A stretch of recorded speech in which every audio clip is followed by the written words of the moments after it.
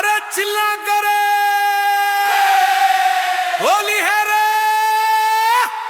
अरे दाऊद तैयार हो जाओ, गली मोहल्ला गूंज उठी आज। होली है रे, रंग बरसे रे।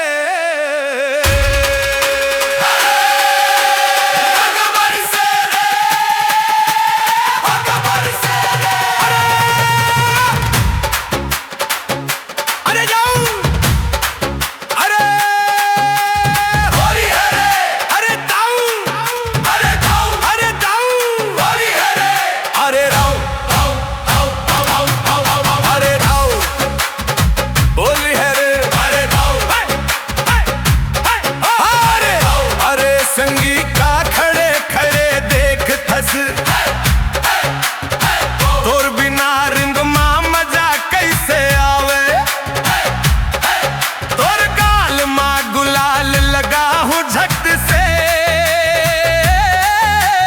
हाथ पे मत पकड़ लू हूँ हसत हसत रे। मोर पिचकारी पानी ले भर गे, तोर कुर्ता आज रंग मां तर गे। अरे दाऊ बच के कहाँ जाही, होली के दिन कोनो नाई छूट ही। होली है रे, रंग बरसे होली माँ, नगाड़ा गरजे चौक माँ, और मोर सब भिज गे, हंसी गूंजे गाँव माँ। रंग बरसे होली माँ, नगाड़ा गरजे चौक माँ, और मोर सब भिज गे, हंसी गूंजे गाँव माँ।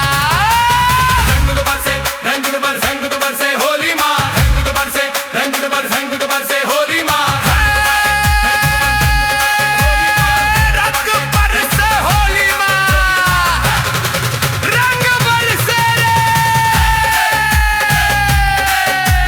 गली मोहल्ला सब झूमत हवे, ढोल नगाड़ा धक धक बजत हवे। मोर संगी नाचत बीच बाजार, रंग उड़त हवे चारों पार। अरे कक्का तोला घेर ले हूँ, एक मुट्ठी गुलाल माँ रंग दे हूँ। मैं भर दिन ये फगुनवा के दुश्मन घलो आज गले लग जावे रे। अरे वाह जाऊ, होली है रे। रंग बरसे होली माँ, नगाड़ा गरजे चौक माँ, और मोर सब भिज गे, हंसी गूंजे गाँव माँ। रंग बरसे होली माँ, रंग बरसे होली माँ। अरे दाऊ बरसे होली माँ, अरे बरसे होली माँ, रंग बरसे होली माँ। अरे दाऊ रंग बरसे होली माँ, अरे दाऊ रंग बरसे। अरे दाऊ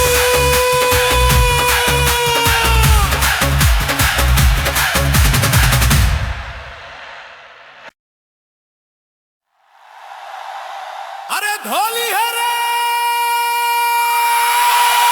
होली है रे। अरे दाऊ तैयार हो जाओ, गली मोहल्ला गूंज उठी से आज। होली है रे, रंग बरसे रे।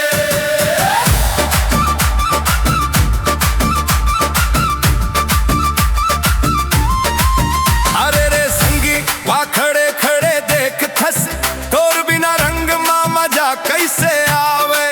तोर गाल माँ गुलाल लगा हूँ झट से, भागबे मत पकड़ लू हूँ हसत हसत रे।